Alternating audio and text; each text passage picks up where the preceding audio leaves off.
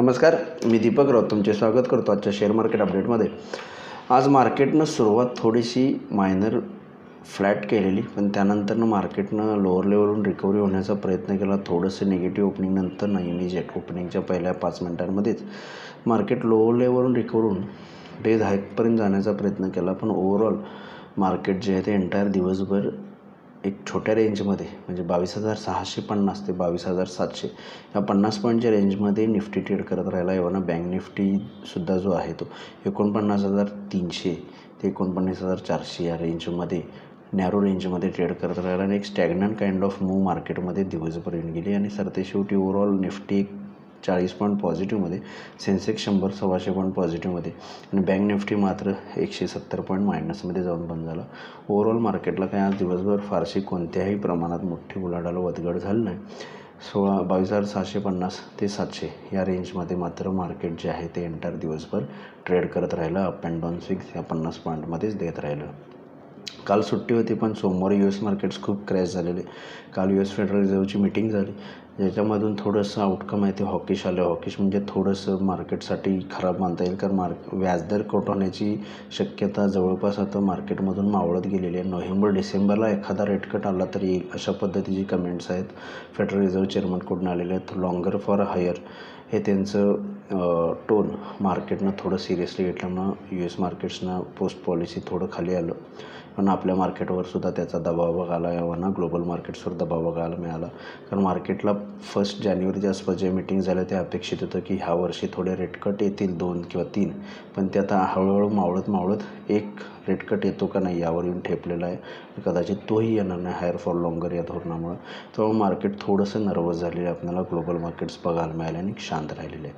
पण ओव्हरऑल आपलं मार्केट DIच्या सपोर्ट्सवर आणि इतर या गोष्टींवर इंटॅक्ट आहे, रेंज बाउंड आहे हायर लेवलला. US मार्केट्स हालाकी थोडेसे हायर लेवलपासून करेक्ट झालेत, हे आपल्याला थोडं विसरता कामा नये. ओव्हरऑल मार्केटसाठी उद्यासाठी मार्केटला बोलायचं झालं तर उद्यासुद्धा मार्केटमध्ये त्याच लेवल आहेत ज्या काल होत्या. 22,750 800 स्ट्रॉंग रेजिस्टन्स आहे निफ्टीला. 22,600च्या खाली आला तर 22,500पर्यंत निफ्टी येऊ शकतो. या क्लिअर कट रेंजमध्ये मार्केट आहे. त्या लेवलनुसार तुम्ही उद्या ट्रेड करा. 22,750 800पाशी एक शॉर्ट ऑपॉर्च्युनिटी, 22,500च्या आसपास आला तर एखादी इंट्राडे बाईंग ऑपॉर्च्युनिटी येऊ शकते. अदरवाईज मार्केट साईडवेज ट्रेड करू शकतं. बँक निफ्टीमध्ये सुद्धा सिमिलरली 49,000 स्ट्रॉंग सपोर्ट तिथे एक बाईंग ऑपॉर्च्युनिटी बनते. हायर लेवलला 49,500 एक स्ट्रॉंग रेजिस्टन्स आहे, जिथं थोडंसं प्रॉफिट बुकिंग अपेक्षित आहे. त्यामुळे बँक निफ्टीमध्ये सुद्धा क्लिअर कट लेवल 49,000च्या आसपास एखादी बाईंग इंट्राडे येऊ शकते, बाईंग टिक येऊ शकते 49,000च्या आसपास. अदरवाईज 49,500च्या आसपास थोडंसं एखादी मायनर डिप येऊ शकते. मार्केट रेंज बाउंड साईडवेज या रेंजमध्ये 49,500 ते 49,000मध्ये ट्रेड करू शकतं.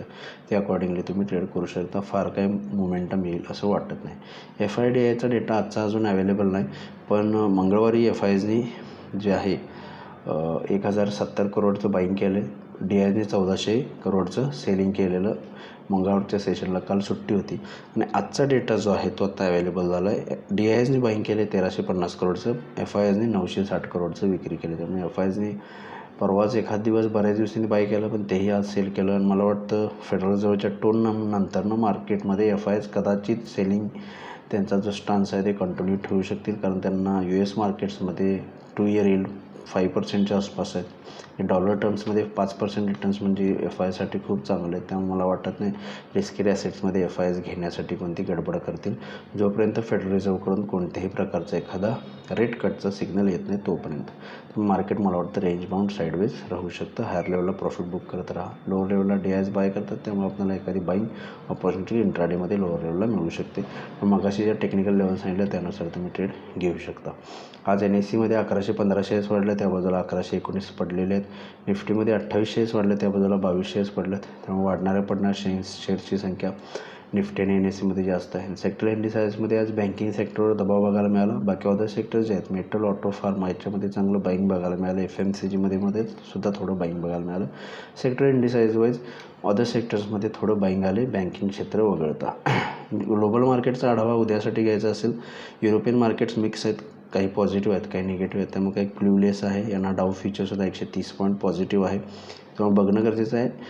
एक्झॅक्ट यू एस मार्केट्स कालच्या पॉलिसीनंतर आज कशा पद्धतीनं बंद येतात. जर यू एस मार्केट्स पॉझिटिव्ह बंद झालं तर निश्चित आपण एक पॉझिटिव्ह स्टार्ट घेऊ शकतो. त्यामुळे हायर लेवलला एक रेजिस्टन्स लेवल आहे, त्यानुसार तुम्ही उद्या ट्रेड घेऊ शकता. मग बघूया उद्या मार्केट्स कशा पद्धतीनं बिहेव करते. माझा व्हिडिओ ऐकला त्याबद्दल धन्यवाद. माझा व्हिडिओ जास्तीत जास्त लाईक करा, शेअर करा, माझे चॅनल सबस्क्राईब करून डेली अपडेटसाठी बेल आयकॉनला क्लिक करा. धन्यवाद.